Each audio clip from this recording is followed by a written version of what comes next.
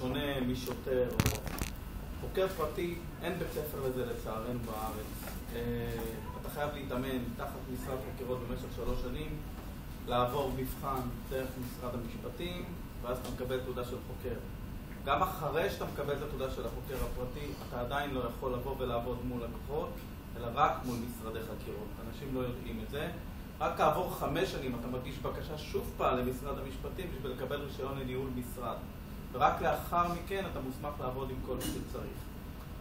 אין בית ספר, יש הרבה מכללות, זה לא תורם שום דבר, המכללות זה סתם לידע כללי. בארץ יש לנו קרוב ל-800 חוקרים בסך הכל, והמון חאפרים. לצערנו הרב, הרבה עובדים עם חאפרים והרבה נקצים והרבה נפגעים.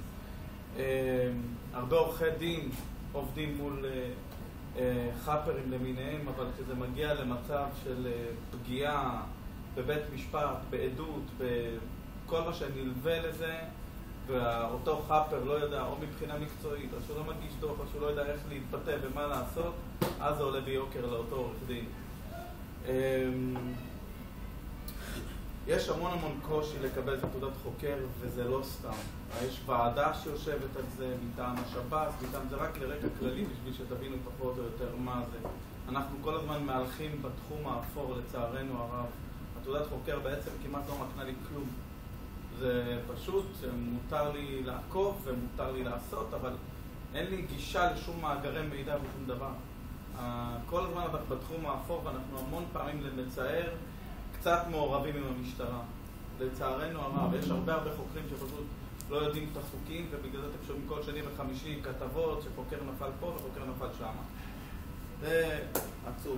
החברה שלי, אנחנו עוסקים במספר תחומים. שלב ראשון זה, כמו שכבר אתם יודעים, מול בנקים. הרבה פעמים אנשים הולכים ולוקחים משכנתאות ולוקחים הלוואות. מה לעשות? או שנקלעים לחובות, או שעקצו אותם, או שפגעו בהם. פה אני נכנס לתמונה, וכשאני נכנס לתמונה אני מנסה לעזור לבנק במקרה הזה בשביל להחזיר את הכסף שלו בחזרה. תכף אני אפרט איך. עוד פרטים שיש לי, גם חברות עסקיות וגופים קטנים. גופים קטנים אתם המון פעמים רוצים להיכנס לאיזושהי עסקה, או שהתחלתם איזושהי עסקה, ופתאום חזר צ'ק, או פתאום המון דברים לא ברורים לכם, יש התחמקויות מתשלום, כל מיני נקודות, דברים כאלה. פה אני נכנס לתמונה ואני דואג להחזיר את הכסף. אני דואג למצוא פתרונות, כי סליחה שאני אומר את זה ולא בכוונה של שחצנות, אם אתה לא מפעיל את הראש, כל עבודת חוקר לא שווה שום דבר, וצריך להפעיל את הראש הרבה פעמים. עוד משהו נוסף שאני מטפל בו זה מעבר לבדיקות פוליגרף ומצלמות וכל הדברים הנלווים לזה, זה הרבה מידע עסקי שאני מספק לחברות. יש ריגול עסקי ברמות שאתם פשוט לא מבינים. אם זה להגיע אליך הביתה או אלייך למשרד, שאני רוצה לדעת איזה לקוחות יש לך, ואנשים פותחים את הפה ומספרים. כי אם מגיע איזשהו לקוח ומתיימר לבוא ולדעת מי הלקוחות שאתם עובדים איתו, כי אם גנבת לו איזשהו לקוח, זה חשוב. ואני מגיע המון פעמים, ומותר לי להתחזות בצורה כזאת או אחרת, כל זמן שאין רישיון לאותו בעל תפקיד שאני מתחזה אליו. עוד פרט נוסף שאני עובד הרבה זה תיקי משפחה. המון בגידות, ויש סיפורים ברמות מבהילות, אי אפשר לפרט על זה, זה דברים בלתי נתפסים מה שהולך היום בארץ שלנו מבחינת הבגידות. איך אני נכנס פה לתמונה? חקירות, כשאתם פונים אליי וכבר יש בעיה, וזה לא משנה אם זה 10,000 שקל, או שזה 100,000 שקל, או שזה 20 מיליון שקל, וזה ממש לא רלוונטי. אתם פונים אליי וכרגע אומרים לי, תשמע, האיש לקח ממני כסף, נעלם, תעזור לי, איך, מה, מי מו. ויש אחרי אותו איש גם כן עוד מספר נושים. אני מאותו רגע נכנס לתמונה, אני מגלה איפה האיש גר, והרבה פעמים הם מתחבאים, במה הוא עוסק, כלי רכב שיש לו, קופות גמל, נדל"ן, ביטוחים, מידע משפטי, ירושות, בנקים, כל מה שרק ניתן שבשורה התחתונה בשביל להחזיר את הכסף שלכם בחזרה. המון פעמים, גם כשזה רק מתחיל, כשלקוח מתחיל להבין שהוא בבעיה, אם הוא מספיק להגיע אליי מהר, ואני עושה את החקירה הכלכלית מהר, אז אני יכול לבוא ולהפנות לאבי לצורך העניין, ותוך כדי הגשת תביעה, אוטומטית מגיש שיקולים. וזה משמעותי, וזה משמעותי מאוד, כי תופסים את הכסף ויש כבר איפה להתקדם פה, בתור התחלה. איך מזהים נושאים? ואני אתן לכם כמה וכמה טיפים. ככה, לנוכל אין כתובת קבועה באינטרנט. אתם תבואו ותשאלו, או שזה משרד, או שהטלפון לא זמין, או שלא ברור פה שום דבר. לא בבזק. הוא מסתובב עם טלפונים שהרבה פעמים, או שהשיחה ממתינה, או שהוא לא תמיד עונה. נוכלים הרבה פעמים מגיעים גם בשניים ביחד, הרבה פעמים ברכב סחור. נוכל תמיד ייתן לך פתרונות במהלך אותה שיחה. נוכל מאוד מאוד מיומן ומאוד ממולח בפה שלו. אני לא מכליל חלילה את כולם, אבל זה כמה נקודות שצריך לשים אליהם לב. לפני שאתם נכנסים לאיזושהי עסקה, לפני שאתם סוגרים איזשהו משהו, תמיד להגיד שנייה אחת, אני רוצה לחשוב, תיקחו, וזה גם המלצה ככה, אני עושה בחיים שלי לכל עסקה גדולה שאני הולך, אני רוצה לחשוב על זה יום אחד. כשאני חושב על זה יותר, אני גם עושה את הבדיקות שלי בנחת, בעדינות, אני מוודא, אני מבקש ממליצים, אני בודק לגבי ממליצים, ולדעת אנשים שיש להם סמכות, אם זה גופים, אם זה חברות שנמצאות במשק הרבה זמן, או כל מיני כאלה שיכולים לבוא ולתת לי חוות דעת, שאני יודע שאני יכול להיות שקט מול מי אני עובד. מה עוד אני יכול לתת לכם?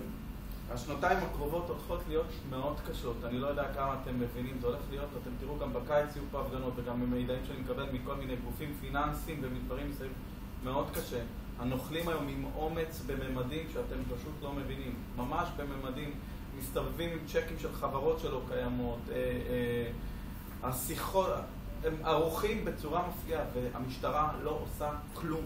שיהיה ברור, עד שזה לא מגיע לרמה של פרסום בכל בוטק, או שיש לזה איזשהו הד, שאותו נוכל לקט 30 ו-40 ו-50 איש, לא מעניין אף אחד.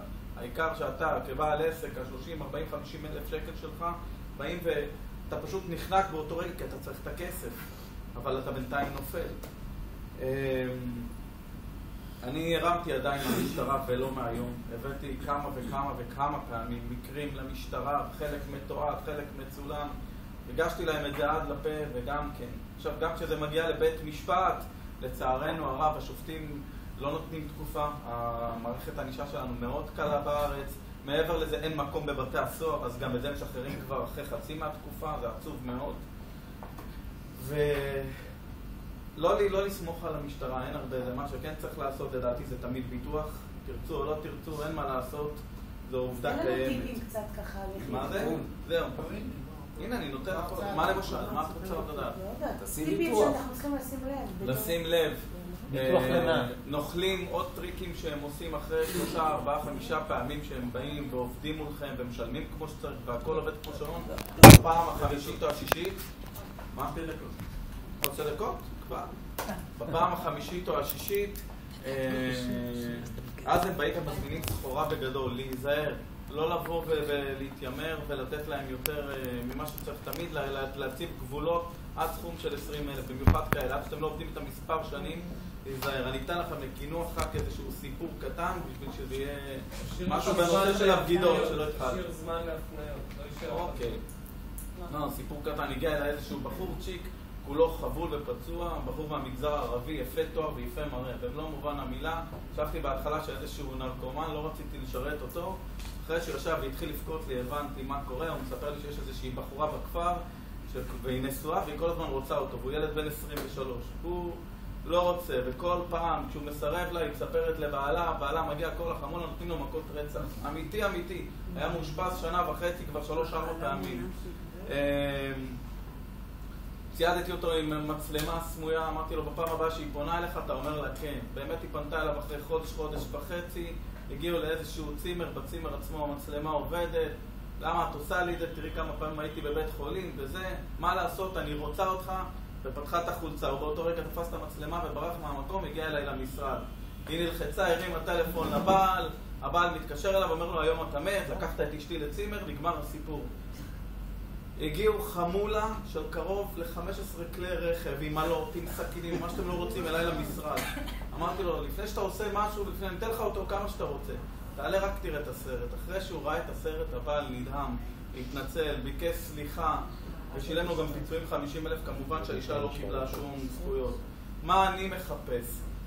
אני רוצה לדעת שתיזהרו בלי קשר. גם אם צריך אני אוכל, ואני מוכן לעזור לכם בקטע של הגנה. אתם לא בטוחים לפני עסקה שאתם הולכים לעשות, ואני מדבר על כספים גדולים של 10,000 ויותר.